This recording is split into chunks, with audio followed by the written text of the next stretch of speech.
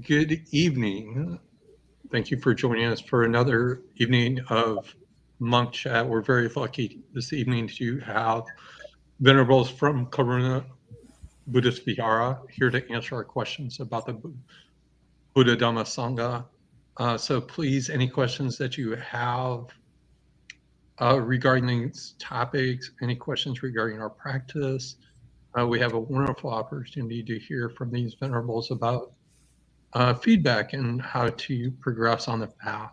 So I'll turn it over to you all to introduce yourselves and maybe give a little bit about your Vihara. Hi, I'm Aya Santusika. Our names are actually reversed. So we may need to change that, or we could switch places. Yes, I'm Aya Santusika. I'm happy to be here, and I'm happy to answer whatever questions you might have about anything. Yep, I'm Aya Chitananda. We live in Boulder Creek, which is a little mountain town in the Santa Cruz Mountains in California.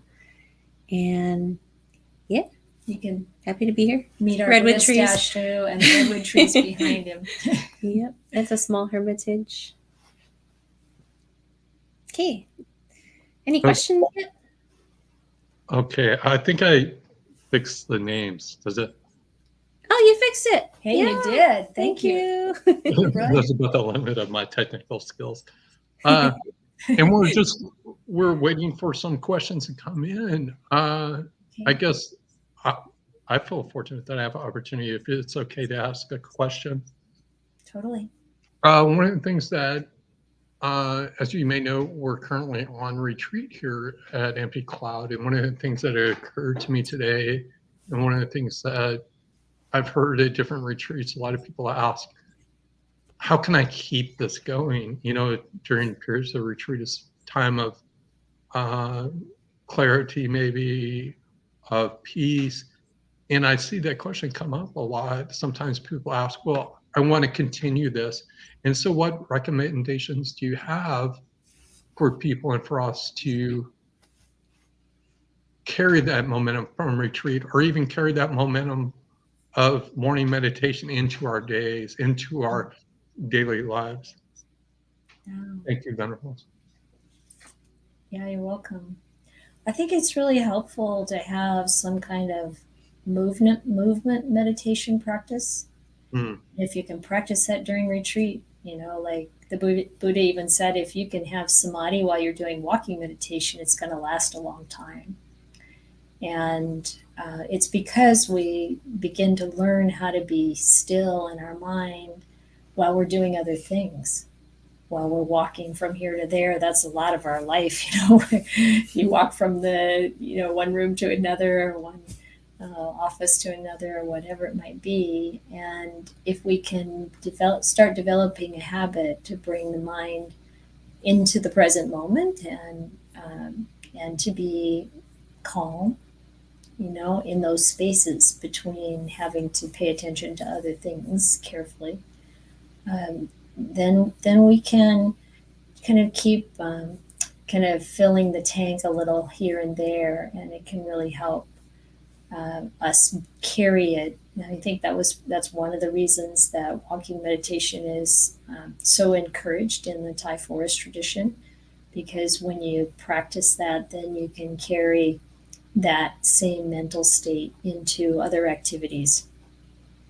And of course, if we can identify activities that are normal to our daily life, whether it's doing the laundry or washing clothes or whatever it might be, if it's something that's actually possible to be more quiet, then it's good to put some mindfulness with that to really still the mind as much as we can.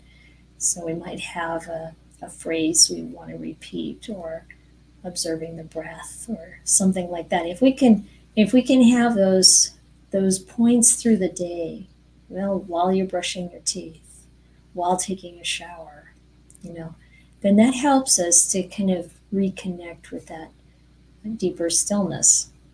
And of course, having a regular meditation practice in our normal life, the amount of time that we can manage and we're consistent with it, that also helps a lot. And I think it's also really important to have a practice for dealing with the strong emotions that might arise in our normal life, or um, the feeling of being anxious or busy. And if we can have a way of turning towards that feeling, and particularly noticing how it manifests in the body, a practice like that can be really helpful to kind of keep our spiritual practice tuned up and and available to really help us get through times that are more difficult. And it actually is, really using the Four Noble Truths. So you turn towards that feeling of whatever it is and be present with it. Notice how it feels in the body. And then it helps us to work through it. Those, whatever triggered it may not have as much potency the next time. So those are a few thoughts. Do you have any thoughts to add? I find it helpful to have other people who are doing the same thing. So maybe finding a group that meets every morning to meditate together. On Zoom, it's so easy now. People just don't have to leave their homes, and it doesn't really have to interrupt their like morning routines or anything so much, or evening routines, whichever one's easier. But I hear this since the pandemic started, like a lot of people have really been enjoying having group practice together every day. And I think that's a good way to have some discipline around it, because, we all get busy and we make the determination after retreat, okay, every morning now I'm going to sit for half an hour or an hour or whatever it is. And then if things get busy with work or with your family or whatever, and it slides, and then it's hard to get back on track. And it's easier when there's some accountability and some moral support from people. So people who are on the same retreat is kind of nice, because then you're coming from the same place. But since you're not talking so much, you might not have made too many friends on that retreat before or after the retreat. So just finding a group. There's so much out there now. I can't even really recommend anything. That it seems to be people who know each other from their Buddhist centers or retreat centers that kind of get together. So you might have to do some digging, but I think that's really supportive for me and a lot of other people. Yeah. We also know some people who will meet like that weekly, even if they can't do it every day. Yeah. and they who have been doing it for years, and that can be really helpful. Establishing real relationships with people and cheering each other on. Thank you, Venerables.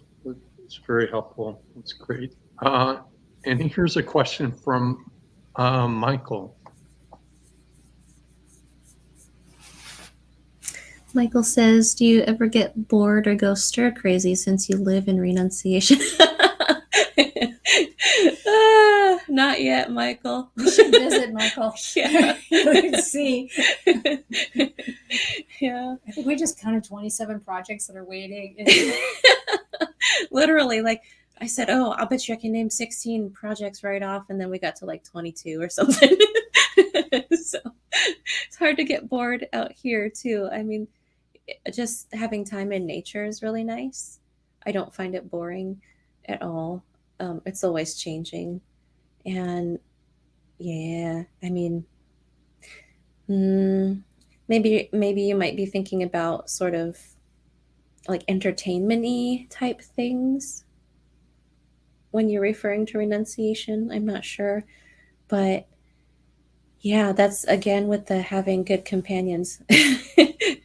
keeps you sort of, keep your spirits up, and it's not so downpulling and boring. Yeah, I don't know. There's so much to study too. Like our vocation, it's to study the Buddha's teachings, and we talk to a lot of people about what's going on for them and try to give them support. So we really put a high value on times when we can actually be quiet. Mm-hmm. And that's just the nature of what we've picked up.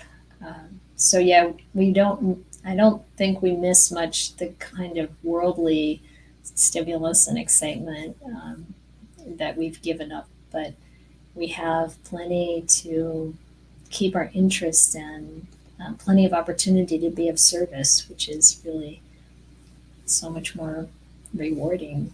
So, but if you're thinking about what to do when you feel bored or going stir crazy, which has been a real issue for people during the pandemic in particular, then I think it's first of all very important to just acknowledge that that's how it feels, and it's okay to feel that, and then to give yourself some real kindness and caring, and see what that means in the particular moment.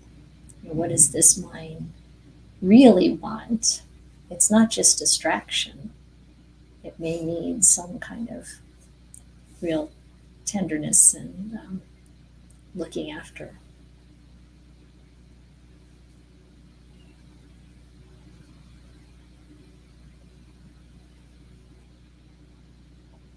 All right, thank you. Here's the next question, if you're ready. Yeah. Manal says, grateful for this space, Venerables. You're welcome. May I ask how important and how often one must apply dependent origination to our practice? Is it only applied when dukkha arises? No, I think that it's useful to reflect on cause and effect, and use that sequence of dependent origination in our investigation practice. So, we practice becoming still, and we develop samadhi, and oftentimes then the Buddha talked about, you come out of samadhi, and then you have a clear mind, a mind that's ready to really look at principles of the Dhamma.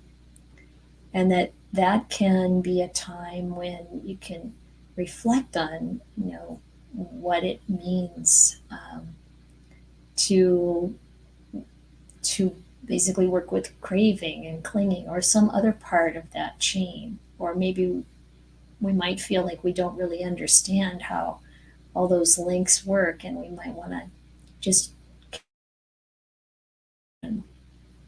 especially after we've been meditating, and really just let it kind of sit in the mind and see what arises. And because sometimes we can have insights, we have insights when we're meditating, but maybe when we're not meditating also. And just kind of be one of the things that we could reflect upon. Really, the Four Noble Truths are kind of a shorthand for dependent origination. You could use that to look at. We can use the three characteristics of, impermanence, suffering, and non-self as another sort of model to reflect upon as we look at, what's happening in our world and how things are changing. Not just, I don't mean in the world at large, but in any aspect of our life, any aspect of our experience. So I don't really feel like there's some specific, like, you should do this often, or I think it's good to take the opportunities to reflect on Dhamma, the parts that we understand and the parts we don't understand, when we have the opportunity. And I'd also like to say that it's not always after meditation or when we've been able to still the mind. Sometimes reflecting on these Dhamma principles can be great to build up energy when we're just establishing the mindfulness to do it, and then reflecting on things that can actually help energize us for then going into meditation. So there are lots of ways you can use it. you don't have to just wait for. Of course, dukkha's around us all the time, so it's not like we're. Um, it's anytime practically we could see some form of dukkha if we look, and so of course we can use these principles that the Buddha identified to really begin to unravel, unpack, and understand more deeply the way things actually work. And I kind of like the idea of just working with things that as the appropriate moment arises for that. So I hope that's helpful. You want to say something about it? No, I think it's great. You're Thank always you. welcome to ask follow-on questions and comment if you like. Thank you, Venerables. Yes, definitely. And this is a time to ask any questions that you may have. Here is a question from Kuma. Kumu says, Venerables, any suggestions how to incorporate a layman's version of a quote-unquote retreat within the setting of the home environment, if home is conducive for that? What is one thing you highly recommend? Yeah, turn the Wi-Fi off. That's good. Turn your phone off. Tell everybody. It's also, it is kind of nice to tell your friends and people at work and stuff. So if your friends know they won't be calling you and bothering you, and work won't be calling you and bothering you. Plan your food. Plan your food ahead of time so you don't have to think about it during the retreat. Freeze little packets and just take one out every day or something. Or whatever. A schedule really helps. Making yourself stick to a schedule is good. Yeah, I don't know. Go for a walk every day. That'll help you from getting stir crazy or anything. But try to find somewhere not too stimulating, like if your neighborhood's okay and you can just walk around there, or a little park or something that's nearby. That might be good. Yeah, you got what else? What else you got? If you don't have time to take a few days or a week or something, you could just try 1 day a week. It's kind of sounds like an old-fashioned idea, sort of a Sabbath, but it really works well and gives you a chance to just kind of offload whatever the cares might be from a week's activity. Mini retreat.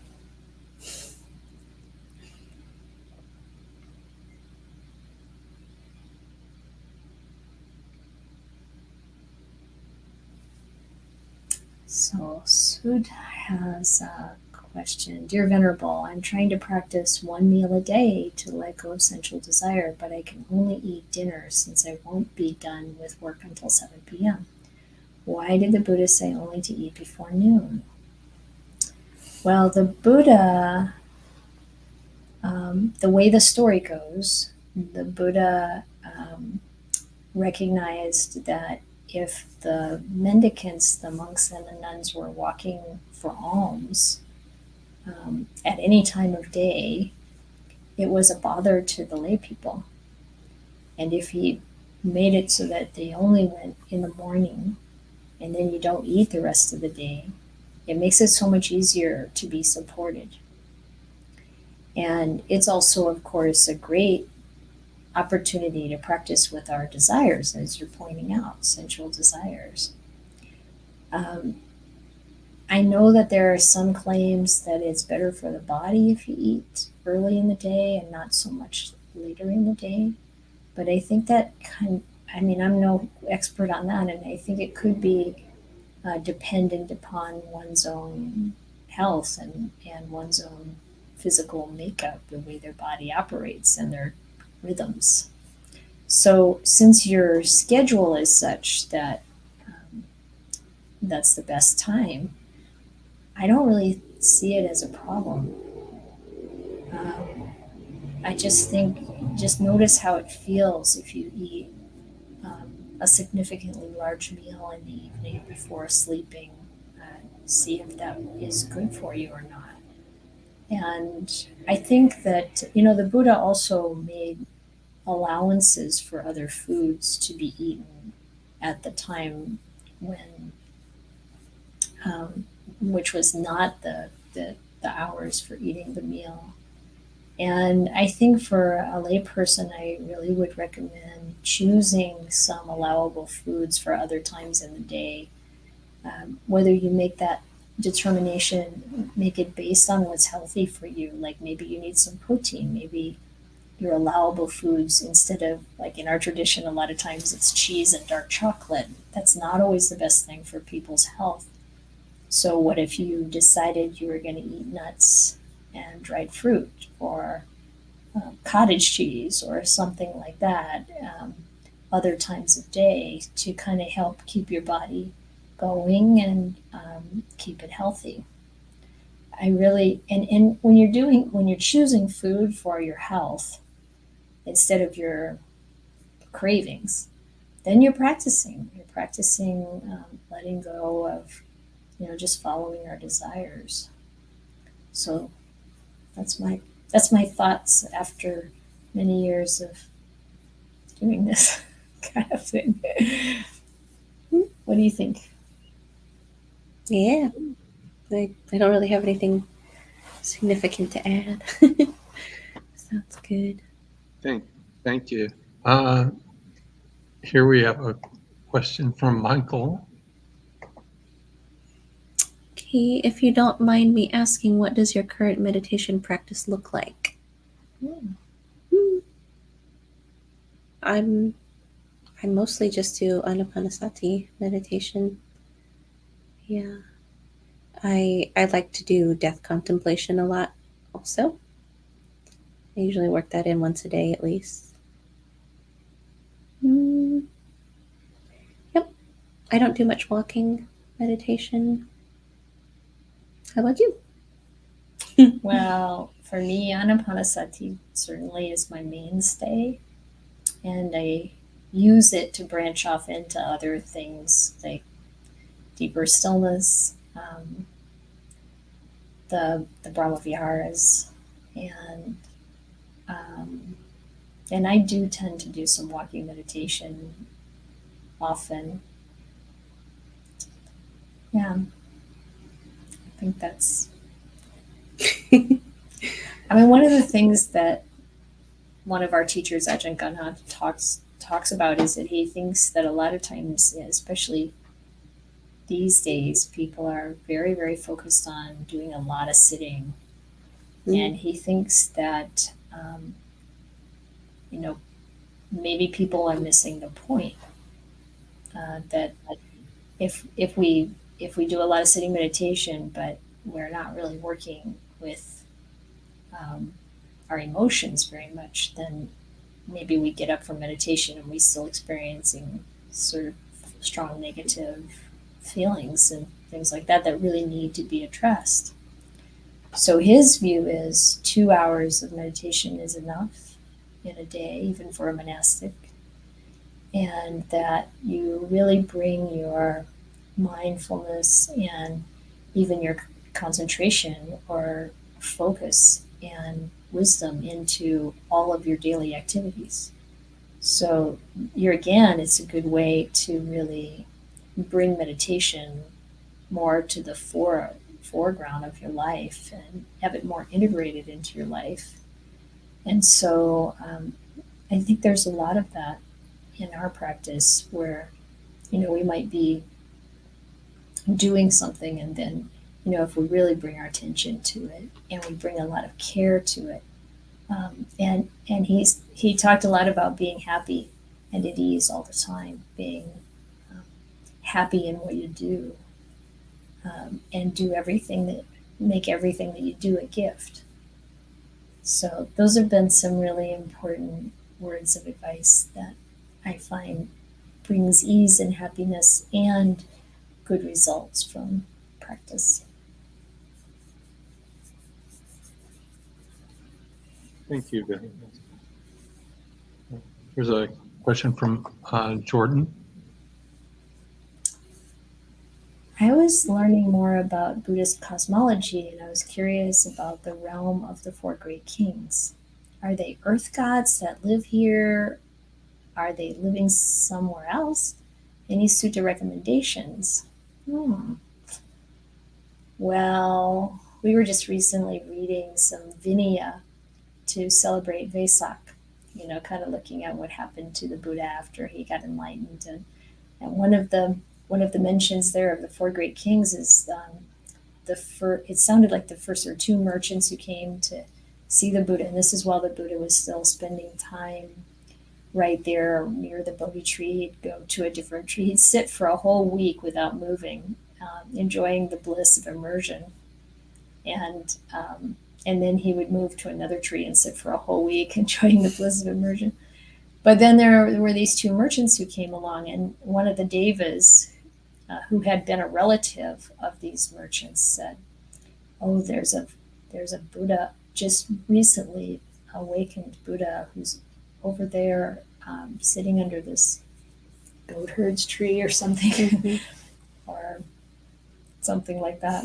And I think it was actually a different one, but it doesn't matter what tree he was under. The main thing is, he said, bringing him bread and baked goods. I didn't say bread, but baked goods and honey, and offered to him. It'll be for your well-being for a long time. So you can see in not just the Vinaya, but also in the suttas, many places where the devas are, basically presented and treated just like human beings. They can show up. I don't know exactly where they live. There are all these different heaven realms, but they can appear and disappear right here, kind of at will. But putting this kind of like little hint into their ear, they did it. And then the Buddha says, well, a Buddha shouldn't just accept this with their hands. What can I use to accept this? And then the four great kings produce 4 crystal bowls, and they say, here, use these to accept the food. And, so you have these mentions of them. I think they're pretty close by, but, I think the devas, yes, there are realms maybe that are a little more,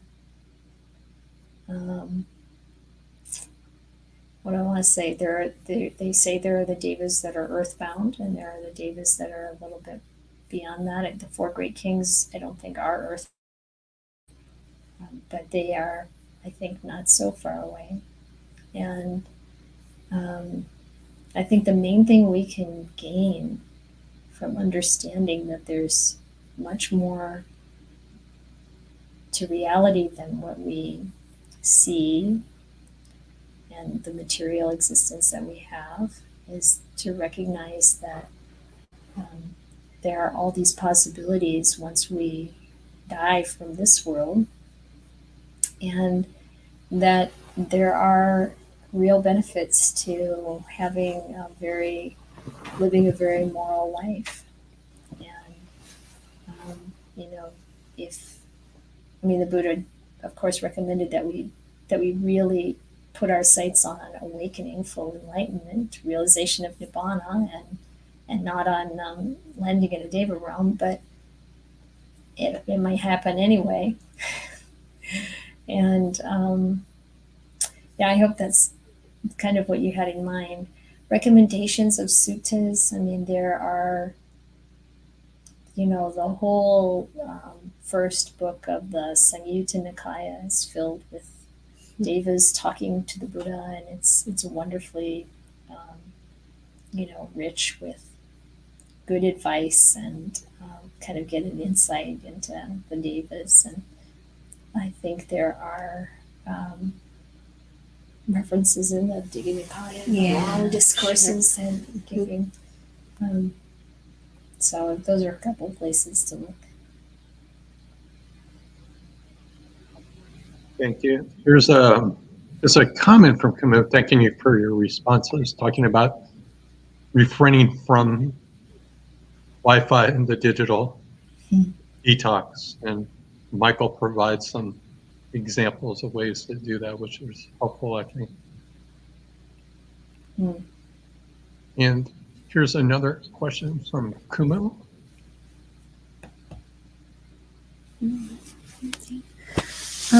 Are you allowed as the Sangha to have soups, liquid form, after noon?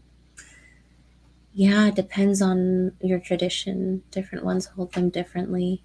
So, I mean, we kind of, I don't want to say, we spent a lot of time with the Thai forest monastics, and they don't happen to use liquid soups as allowables.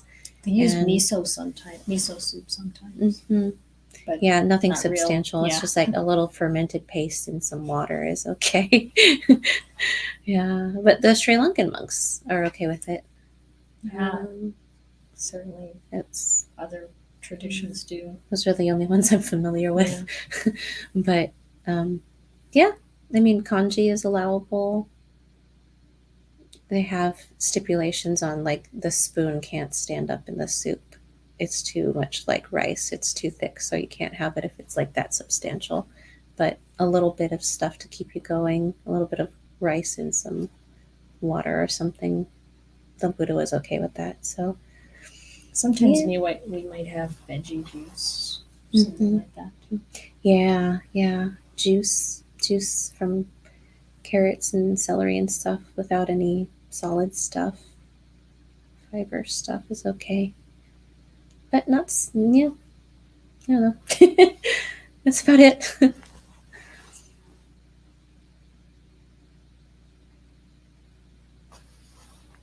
Breath counting, Anapanasati. Anapanasati. What we are referring to is the Buddha's instructions that has the 16 steps or instructions, and it's not counting in that case. It's working with the breath along the dimensions of the four applications of mindfulness. So there's working with the breath related to the body and to feeling and to mind and to dhammas. And so it's in the middle length discourses, the Majjhima Nikaya, Sutta number 118, I believe, is where you'll find those instructions. They also appear in other places, but that's the complete sutta about it. Counting is also helpful. People do use that as a technique, but it's not something that the Buddha himself taught, as far as I know. Thank you. I'll post this question from Vic. It's in two parts.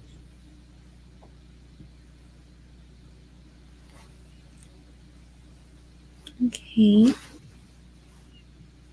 that one's for you.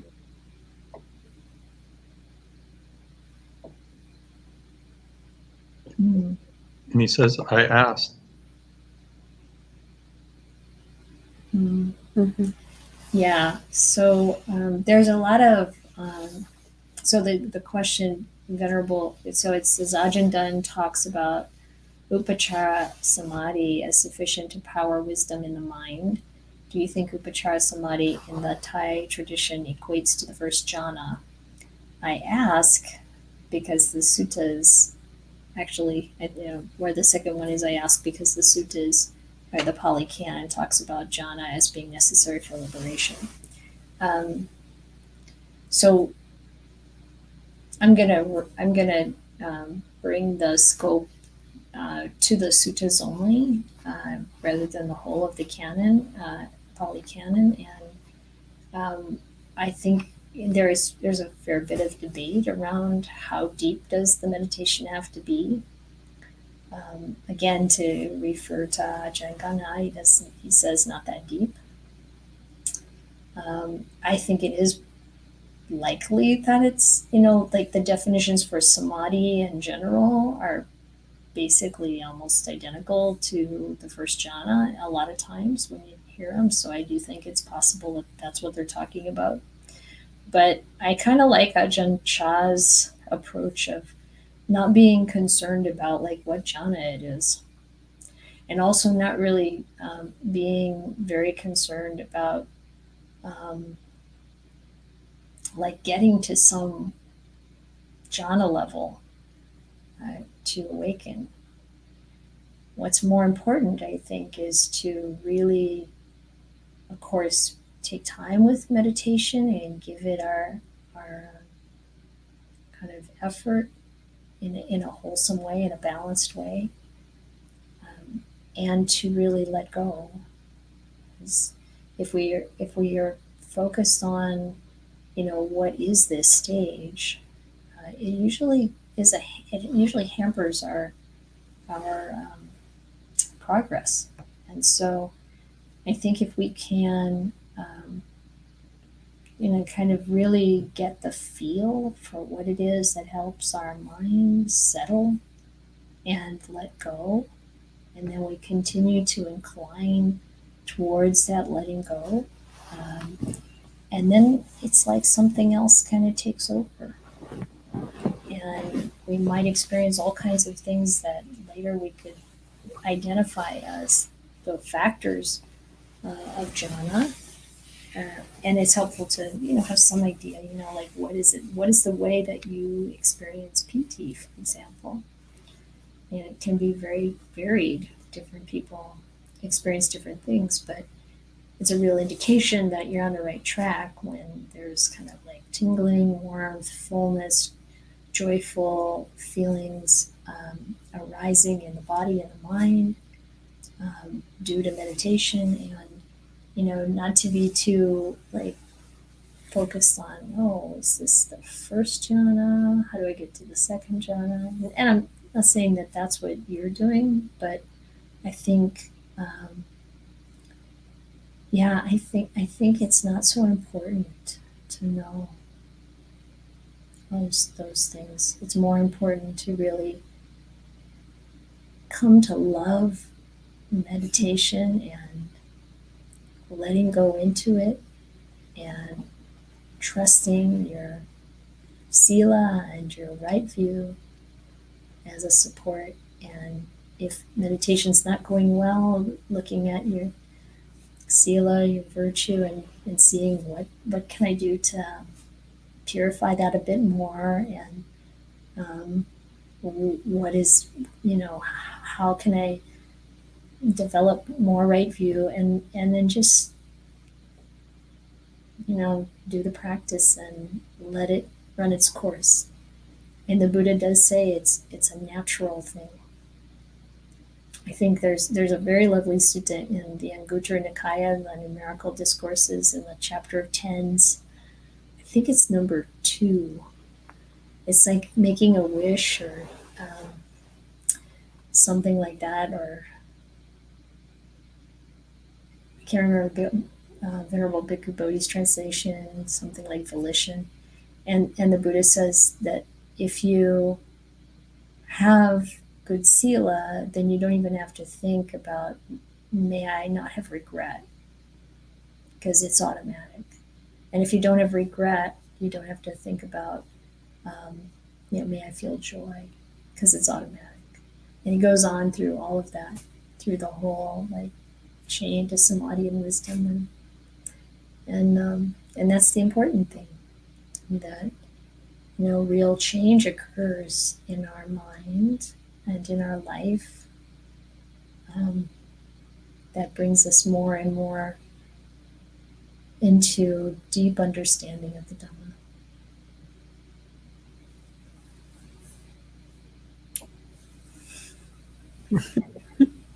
And take everything that Ajahn Dunn says as encouragement. Thank you. Here's a question, two parts, 6 questions in 2 parts. Here's the first part. Dear Venerable, I read a sutta recently that says recollecting the Buddha is a bonanza of merit. Does it mean that just remembering the Buddha itself is merit making, or does it mean it will inspire and perhaps lead to further inspiration to make merit? I think it's both. Those are good observations. Yeah, I think it's both. Thinking of all the things you could be thinking about instead of the Buddha versus the Buddha. Yeah. I think you're in good shape. And that's merit in itself to have wholesome, mental leanings. And then, yeah, it will inspire you to do good things with your time. So, yeah. Yes. Got anything to add? I think that's it. That's true.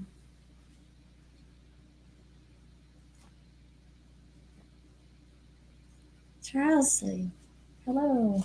The Buddha said, I teach one thing, suffering and the end of suffering, but that's two things, isn't it? If not, why is it one thing? Yeah, I know I've thought about that too. No, I think it's like he teaches the end of suffering, but it implies there is suffering. So, just stick to the part about the end of suffering and don't worry. Yeah, I think that's right. That's right. Mm-hmm. Thank you. I appreciate that. It's okay. And the end of suffering is always important. Here's a question from Michael. Do you always drink tea in the AM before you meditate? If so, what kind? No, I do not. I often just drink water when I get up in the morning and then meditate. And yeah, I think that's something to experiment with for yourself and see how it affects your mind. Mm-hmm. Yeah, me too. I don't drink anything before, but I find moving around helps wake me up a little more. If you do some stretching or something, that might be more effective than like caffeine. So try that too. All right, here's a question from Vic. 2 parts.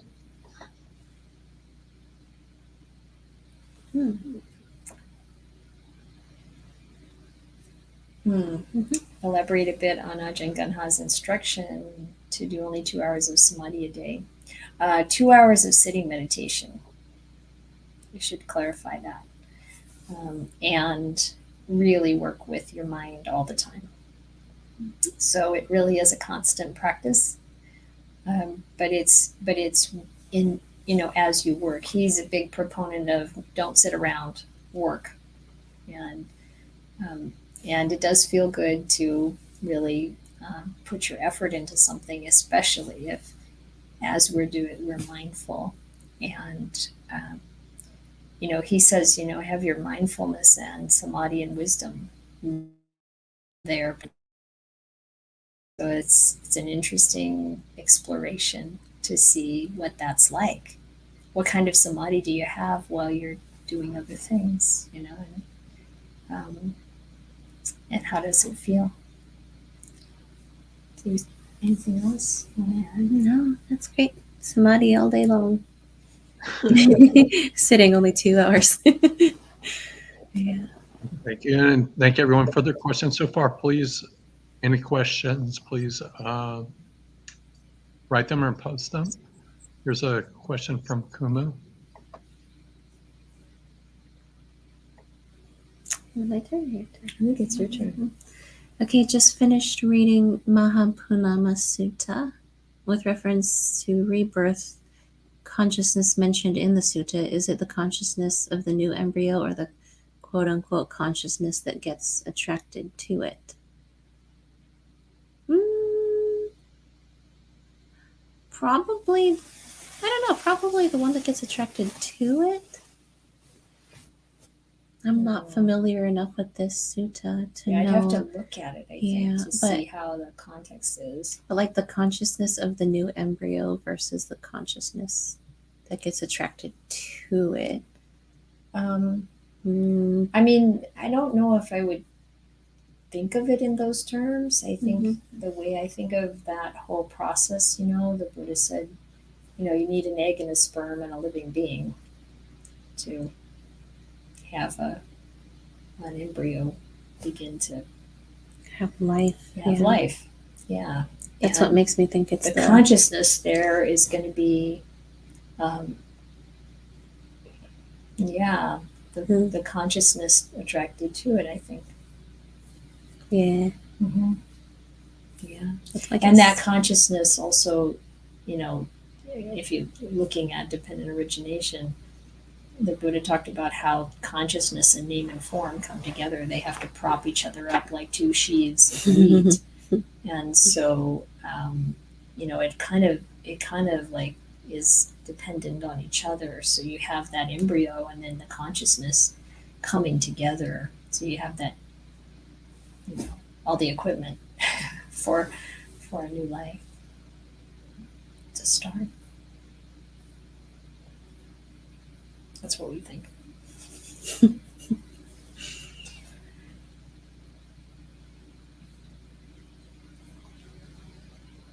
Venerables, what would be your understanding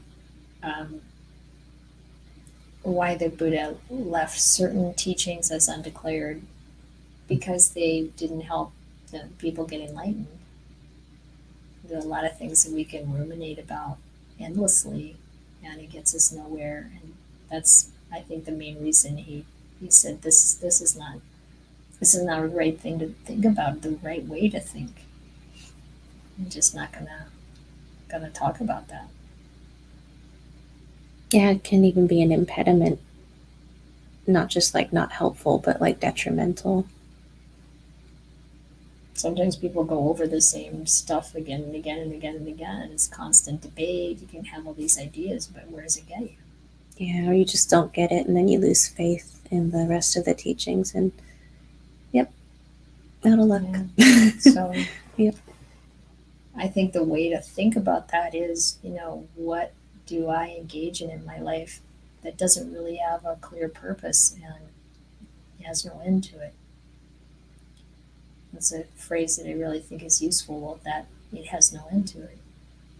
When I recognize that, then I kind of back away. It's like, oh, yeah, I want to really be able to engage in the things that are going to help development of the mind.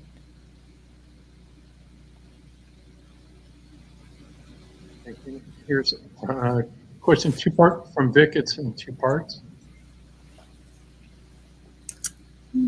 It's a you or me. I don't know. Go for it. It's interesting that the Kruba Ajahns, that the Samadhi masters state the only mild Samadhi is necessary for liberation. Do you think the instruction to us with busy minds is an indulgent version, as we may find developing deeper levels daunting or even impossible?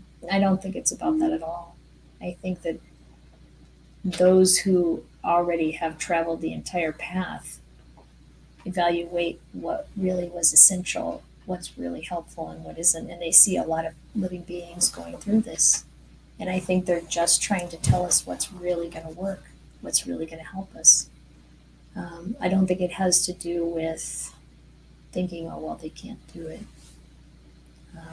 Because they're saying this to everyone. They're saying this to people who come to see them who are incredibly earnest and working hard at awakening, you might say, really intend upon it. And I think they're trying to do their best to guide people in a way that they'll be successful.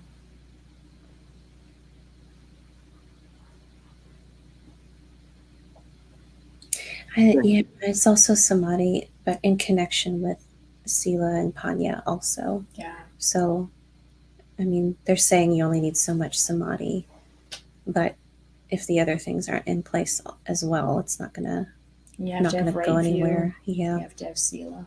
Mm-hmm. And also, you know, there are for those. I mean, there are teachers who really break through based on deep meditation, and they're going to promote that, and that's fine. But like Ajahn Mahabua, he said, if you have a tendency to go into jhana, then practice jhana, and if not, just practice samadhi. And he's just trying to say, you know, like use what you've got and go for it. You know, he said, scramble up the mountain, you know, take what you got and scramble up the mountain. You know? Yeah. Excellent, thank you. Here's a question from Sue, 2 parts. Dear Venerable, in terms of loving kindness, is it feasible practically to do everything with loving kindness? I can do it for a few hours a day. Later on, I lose it. And irritation arises. Then I can see my mind fall back into its worldly ways. Any insights as to how to keep your mind balanced in loving kindness so that it stays there longer? Yeah, well, that sounds normal. You start off strong and then you lose it. Something happens and you kind of lose it a little bit. Tips. Yeah, I mean, being conscious of it as much as possible is good. And then doing it formally, sort of during meditation, bringing it up in your mind and focusing on it to help make it strong, maybe to start your day off with. So it's less likely you have that. And yeah, I think it's practice. You just keep going and then catch yourself, and maybe at the end of the day you reflect and you think, okay, where did I lose the metta? And you think about what led up to losing the metta, and you examine your mind and see what it was doing at the time, so that next time it starts to creep in, you can catch it sooner and not go down the irritable path, and make the metta stronger intentionally, so that you don't do or say anything that was, detrimental to yourself or others. What you got? You got something?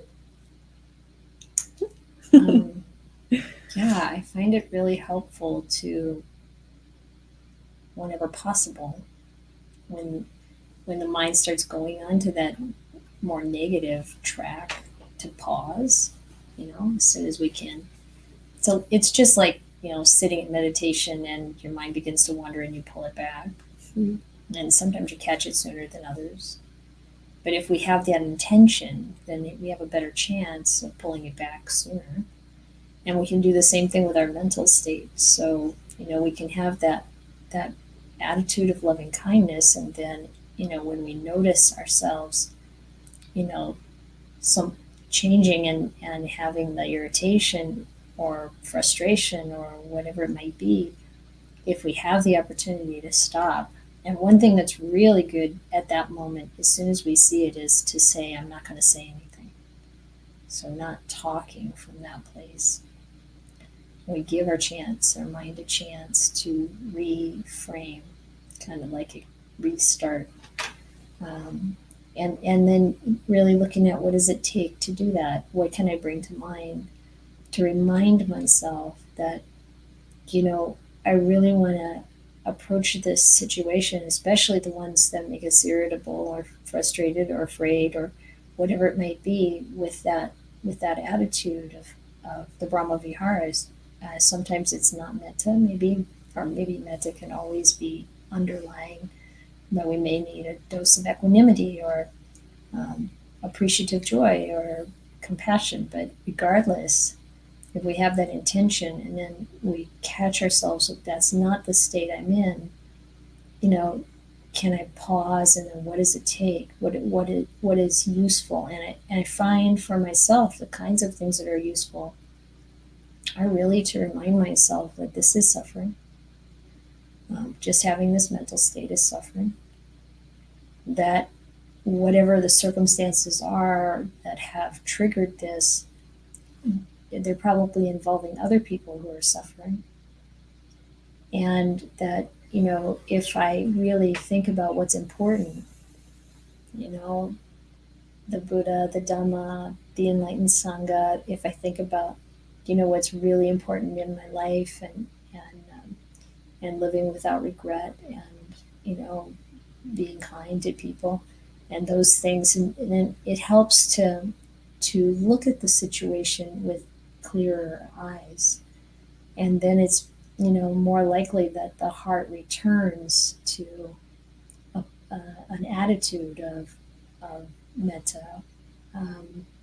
And so, just working with the mind that way helps it to develop a deeper grounding in the Brahma Viharas. And it's something that develops with practice. So try to be kind to yourself when it happens, because it's, as Aya Chitananda said, it's normal, it's natural for the mind to have different mental states. I mean, and what's so wonderful in the Buddhist teachings, I think, is that he talks about the importance of our being aware of what our mental state is.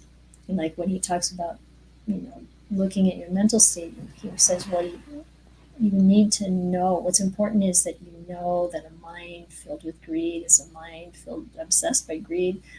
And it's important, if a mind is obsessed by hate, that it's a mind obsessed by hate. And he doesn't say immediately, oh, you got to change this right now. It's all about, like, it's like, oh, I know my mind is full of irritation. I've lost my patience, and whatever that is. And then just that acknowledgement, it's like you're giving yourself the space, you're holding it, you're not indulging in it, you're not gonna build upon it. You want to pull back from that, but first and foremost, it's okay.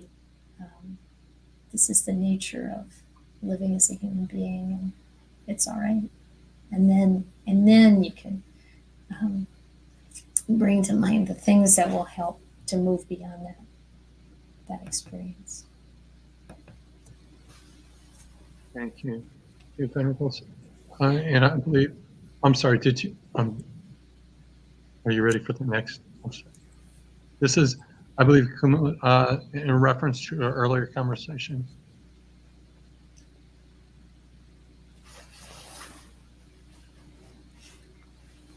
Okay, so when the Buddha explains the pancha skandhas, so the 5 aggregates, and the causes and conditions for each khandha. Is there another piece? There isn't another piece. It's just that. Okay. Here's when the Buddha explains. I think this is referring to something earlier, right?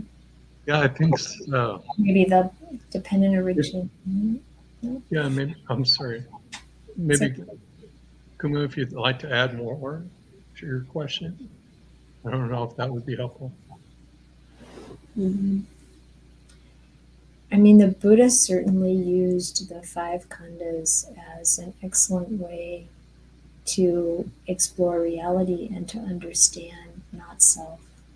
So it's a key kind of practice, and another key practice is looking at the sense spaces for the same reason. It's trying to find different ways of observing me, mine, myself, and recognizing that it's not like we think.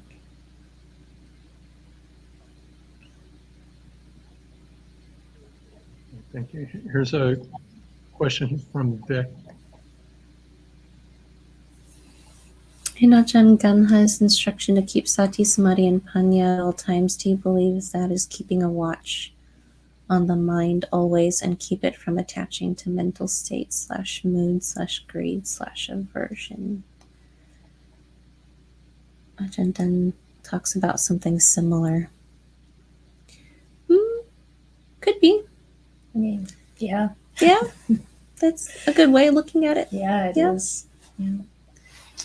Constant watching the mind. Mm-hmm. Short answer. It's a good answer. Both Vic and Sue give their thanks for your wisdom and comments. Here's a question from Christine. What is the role of deity Vajrapani in the Theravada tradition? A friend asked, and I don't know the answer beyond folklore stories. Yeah, I don't think there is much. I mean, the Buddha talked about the devas, but it isn't used in the same way in Theravada as it is in Vajrayana and other, So it's really not. I agree. It's only in the folklore stories, I think. So we stick very close to the suttas because there's good evidence that those are very likely actually came from the Buddha, and especially those parts of the Sutta Pitaka that can be also seen in the Chinese Agamas and in other sources, early Tibetan scriptures and things like that. And so, I think this comes later. If it's useful for people, and then great. And it's not something I know much about. Excellent. Thank you. And here's a follow-up from Kumu. He just says, Oh, Sutta 109. Okay. Got it. Okay. Okay, yes. Yeah, good. Okay. all right. And here's a question from Sue. Dear Venerable, how does one know a teaching is in line with the Dhamma, or perhaps it feels great, but perhaps not in line with the Dhamma? Yeah, it's good to ask yourself why it feels great if you know it's not in line with the Dhamma. Which of the I don't know, greed, hatred, and delusion, which one is operating the most there? And how do you know a teaching is in line with the Dhamma? It's a good question. You have to know what the Buddha said. Yeah, reading the suttas is helpful. You kind of have to have a good handle on, does it agree with at least the basics? Asking a teacher about it is good if you're not sure yourself. Yeah. There's a lot of people attribute a lot of things to the Buddha that the Buddha did not say. Yeah, fakebuddhaquotes.com we hear about all the time. It's a pretty great website, actually. And so it's really important to know what the Buddha actually taught. And our best approach to that is read the suttas and join a sutta study discussion and really, really dig into it. And it brings an incredible amount of confidence. We have quite a few lay people in our community that have read the four Nikayas front to back, and then started over and did it again. And so we really encourage people to read the suttas. And some of the newer translations are also really beautiful. If you have a little trouble stumbling over some of the older ones, I mean, because it's sometimes the repetition can put people off, but you kind of learn how to read them in a way that you start to really, it starts to sink in really deep, like what the Buddha was saying and how he was so consistent. I mean, 97, 98% of what's there in the four Nikayas is very consistent. There's a little bit of stuff you think, I don't think the Buddha said that. I mean, things that are misogynistic or some other thing that just doesn't fit. So that's one of the ways, the Buddha actually taught, how do you know?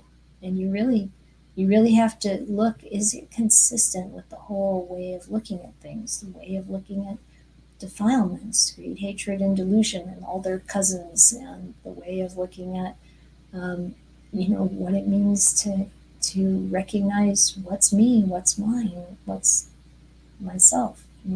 Nothing really, and just kind of take in those main concepts, and then if something doesn't feel like it fits, it's good to inquire with somebody who's well studied and practiced.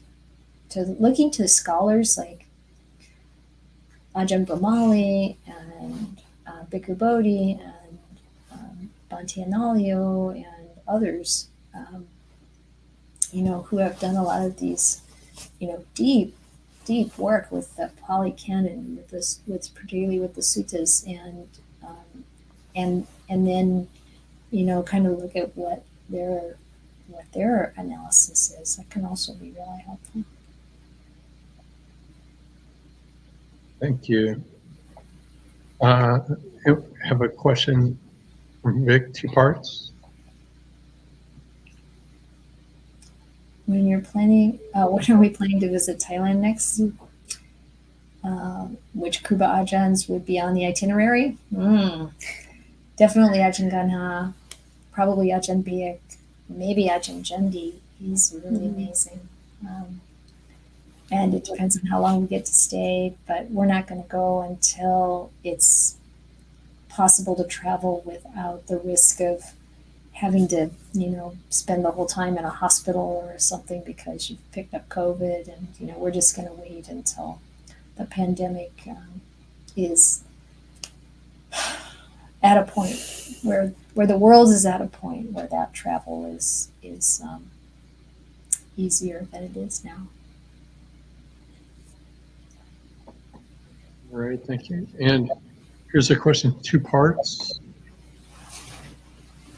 If one was not familiar with the suttas but was familiar with some of the Buddha Vachana, where should one begin studying? I hear reference to the suttas here often and sense there is much more to dive into with the suttas specifically. Thank you. Yeah. Bhikkhu Bodhi's In the Words of the Buddha? Is that it? That's a title? good. In the Words of the Buddha? Or in the Buddha's words. In the Buddha's words? Venerable Bhikkhu Bodhi wrote it. It's an anthology of It's an suttas. anthology. Yeah, and it kind of hits some of the major highlights in the suttas, so that's a good place to start.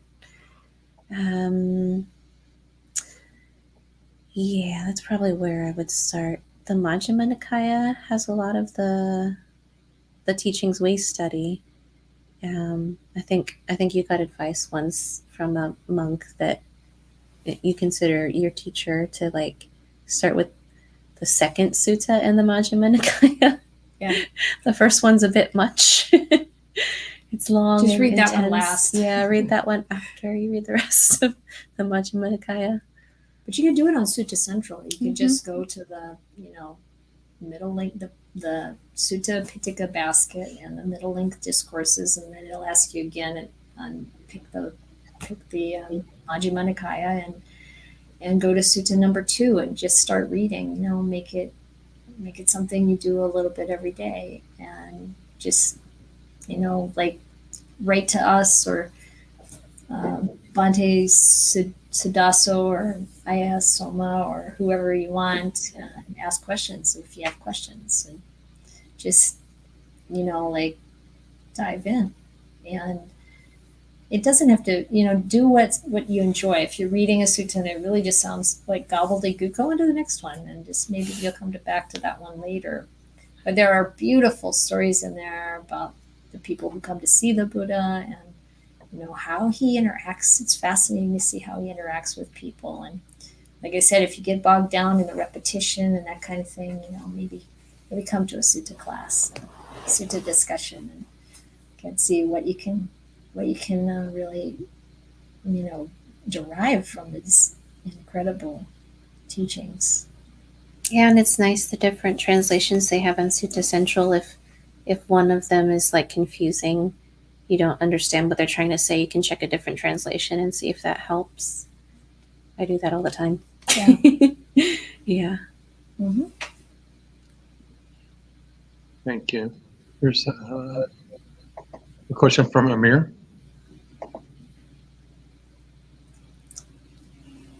Your turn. Okay, Amir, do we investigate 5 body parts through Vedana faculty or Sanya faculty for skin, for example? Well, it's all involved. I mean, you can't really cleanly separate those mental faculties anyway. So, yes, you like observing your skin, you feel it, and you have an image of it in your mind, maybe even if you have your eyes closed, and you can look at it through wisdom, and like, what is this really? What's it like if I imagine peeling it off my body and laying it in a pile next to me?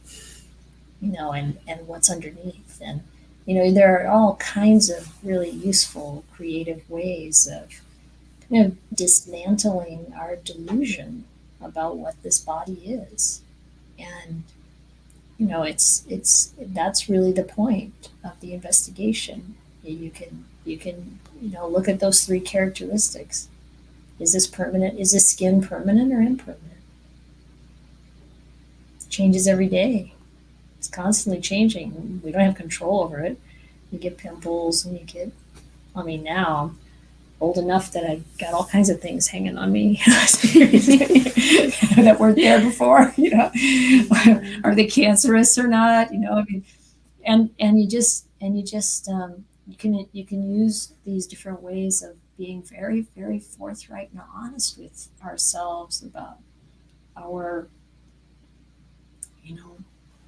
unreasonable delusions. We look at someone else's body and we think, wow, beautiful. Look at that skin. That's so beautiful. And then, well, what if we peeled that off? What would I think of that? So I encourage not to be, when you start thinking about the mental faculties of the khandhas, it gets pretty entangled, and it doesn't really matter much. Yeah. What matters is that we realize the truth. Yeah, it's what not this is all about. It's not like the Vedana faculty or the Sanya faculty. It's the Panya faculty. That wisdom going. Yeah. They'll remember that longer than they'll remember the 10 sentences I did. But they need the 10 sentences for that to stick. Otherwise, it's just words. You can tell us. I want her to answer the question. No, you don't. No one wants that. What? We do a comedy act on this. No. No one comes.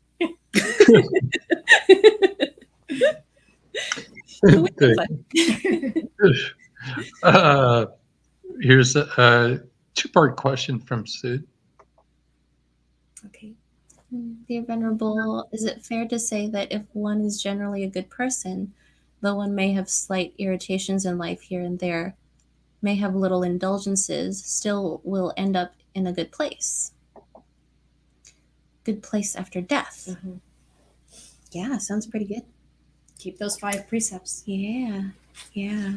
And where you spend most of your mental time matters a lot. If you're spending a lot of mental time in the irritations and the little indulgences and chasing after the little indulgences, even if you're not doing anything bad sort of with your speech or with your body, it can still have a big impact on where you end up, if you end up in a good place or not. So yeah, as long as you're careful with that. And they are minor. Yay. Mm-hmm. Yeah, I think so too. 5 precepts are really important. It's the baseline. Someone said to me the other day that they sat a retreat that I was teaching, and I said that in Thailand, there's this idea that if you don't keep the 5 precepts, you're not a human being. You're not living as a human being. Mm. And that really struck her. And it caused her to stop drinking alcohol. It's so amazing. My life is so much better. I have so much less trouble. I so wish I had known about this decades ago. And she goes on and on. And she said, now I tell other people, if you stop drinking, you're going to feel so much better. And if you think about what our mind is like, what our life is like now, that's just whatever trajectory we're on, whatever way we're going, that's where we're going to go when we die. Do we want the same problems again? Or are we going to address them now? So, yeah, it's great to be a really good person, a generally good person. Keep the 5 precepts. And then, enjoy purifying the mind. And you're going to enjoy your next life purifying the mind too, unless it completely gets finished, and then it's the highest happiness. Thank you. And lots of thanks from everyone. And Shadow Label says that's a nice Buddha statue. The Buddha. It came from Malaysia. Mm-hmm. we got it from somebody The Meow Store. Meow Store. They have like a whole row or two of these sitting in their warehouse. So if you want one, Yeah. check it out. And Penang, Mm-hmm. Butterworth, Penang, I think. Yep. So in Malaysia. And if you have any Malaysian friends, they can probably track it down for you. mm-hmm. They shipped it to the house that we were renting in Mountain View, so they can do it. It is about as big as we are, Mm-hmm. so you have to be ready for that. Get a new roommate.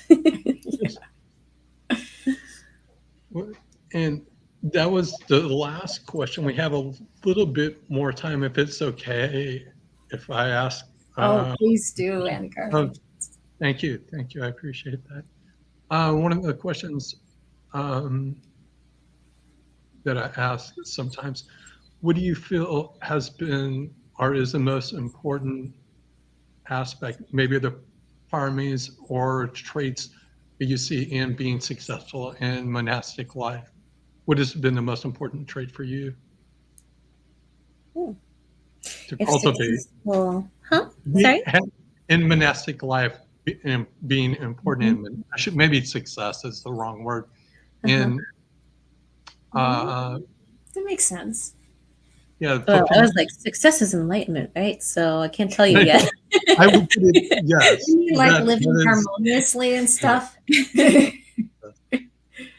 Yeah. Successful monastic life, I guess, means you stay in the robes, you develop your mind, and you live harmoniously with your fellow monastics. And thank you.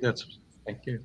Yeah, and one, I mean, there are a number of things. I think giving each other the benefit of the doubt, being, really cultivating patience.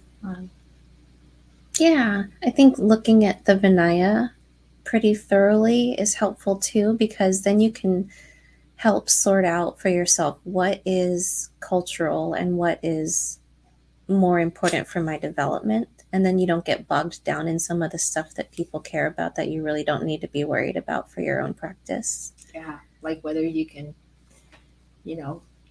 have creamer in your tea after midday, and other stuff. Yeah, and then you can help teach other people about it too. And it might be inspiring for someone who wants to become a monastic and is kind of scared too because of all the stuff they hear about the rules that may or may not be actual Vinaya, and it's just custom from whichever country it is that they practice. Yeah. And don't be afraid to ask questions, and don't be afraid to use techniques that work for you, even if it's not, what the teacher is teaching that you may have great respect for, but still it doesn't fit your situation. I think it's really great to have different teachers. And I like that about the Thai forest tradition. They'll send a monk in their second year to another monastery to learn from another teacher.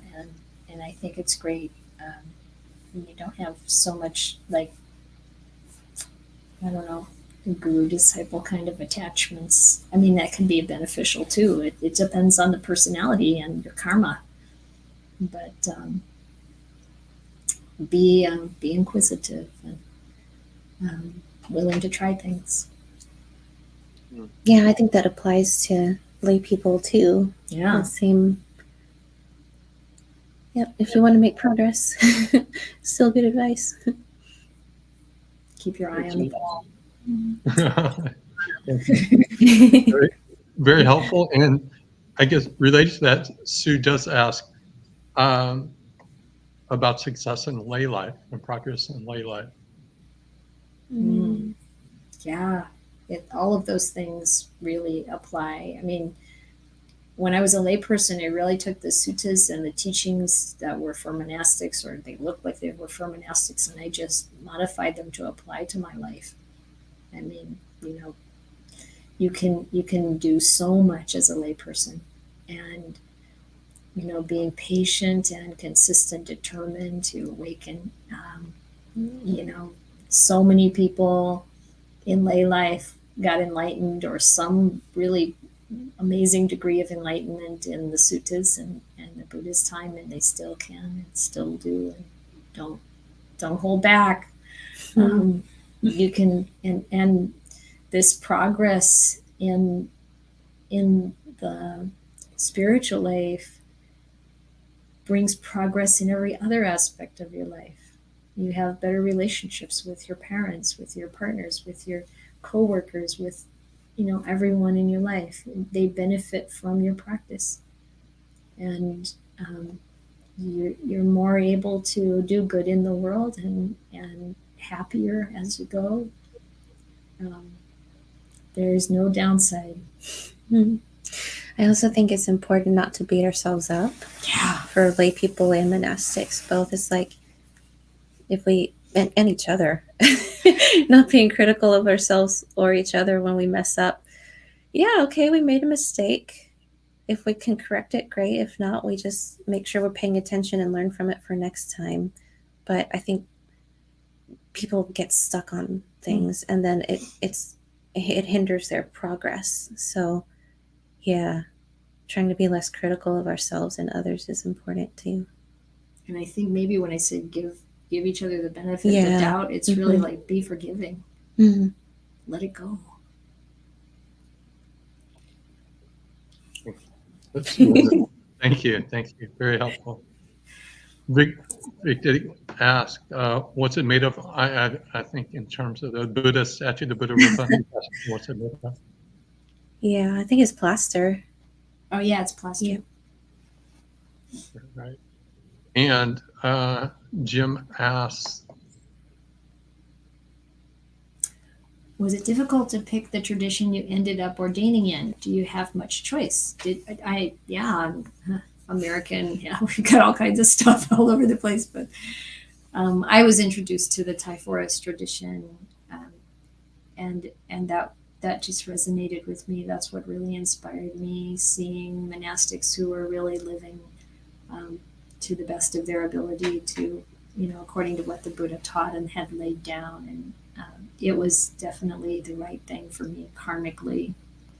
So I didn't have to look anywhere else. And when I have friends in other traditions who I admire and respect, and I'm glad that they're happy where they are, but I wouldn't be, and I'm glad I'm here. So that's how it was for me. The first time I didn't have a choice. I ordained as a Mahayana nun in a Vietnamese, like Pure Land Chan mix, because it was the only place my mother would allow me to ordain. She's Vietnamese, so she has familiarity, particularly with that monastery that I ordained at. Her friends have sort of started that monastery, so she felt like that was acceptable to her, that I would be sort of, in the realm of her kind of comfort zone. I don't know, and it just wasn't for me at all. I couldn't really get into the practices that they were into there. So I disrobed, and while I was still at that monastery, I had already been looking around at different traditions, and I found the Ajahn Chah lineage tradition. So I really liked Ajahn Jayasaro and Ajahn Amaro mostly. That's what I started with the most, listening to their talks on YouTube. So, yep, here we are. Yeah. And then of course for Bhikkhunis, we kind of ordained through the Sri Lankan lineage, but we still practice a lot with monastics from the Ajahn Chah lineage mostly as our teachers for the most part. Yeah. It's wonderful these days that we have so much access to so many different teachings and teachers, and you can really, when people come to us and say, oh, I want to be a nun, or I want to be a monk. We've launched a few boys into the holy life too. And it's great. And one of the first questions is, what tradition is really the one that you're drawn to? And if you don't know, then visit monasteries, find those teachers and see, not meaning that you're going to necessarily become a monk or a nun, but but to really look at what's being taught and how you feel about the practices, and is this really helping? And above and it all is to make sure you're learning from people who have really good moral virtue, that are really true to what they're teaching. And then, yeah, you'll make progress.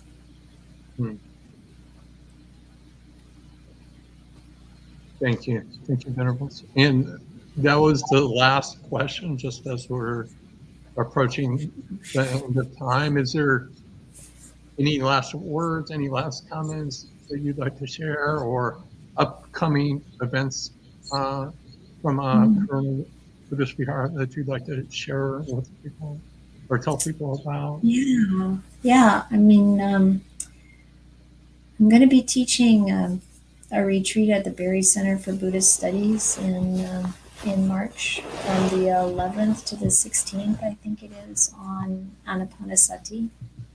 And it's going to be really a practice retreat. I mean, we're going to learn this instructions, and the focus is going to be on awakening, using the mindfulness of in and out breathing as a vehicle for realizing nibbana and fulfilling the 7 factors of enlightenment. So if anybody's interested in that, you can check it out at the website for BCBS. And we've got a half-day program that we're doing on mudita coming up for the Vermont Insight. Really looking at what that practice is and how it benefits everyone. And our usual sutta studies on Wednesday nights, which are kind of late for people on the East Coast, but some people come from all over the place, so maybe they have different rhythms. I don't know. And also we have Saturday morning programs here too. What else is going on? Yep, we're having our 10th anniversary. Yeah, Our Vihara is reaching, it's 10 years old now. It's kind of amazing. And we're going to celebrate everyone who's been involved, and everybody's welcome to join in. That's going to be on March 6th in Pacific time, 2 to 4 p.m. It's wonderful. Yeah.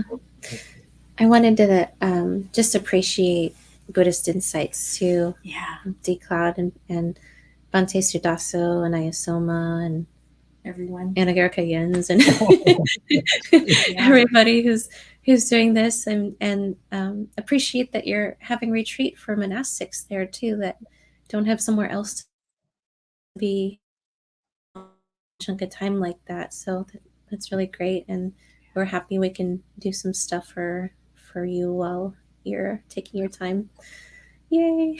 Well, thank you. Your help is very much appreciated. Very welcome. And we thank you very much for that. And I will extend your thanks to Bhante Siddhaso and Ayasoma. Thank you. Thank you. Okay, thank you. Yeah, take good care of yourselves, and we hope we can visit sometime. Well, I hope so too. Thank you. Yeah. And then we usually conclude the night with 3 sadhus. Mm-hmm. Okay. Sadhu, sadhu, sadhu. Thank you. And have a good evening. Everyone have a good evening. You too. You too.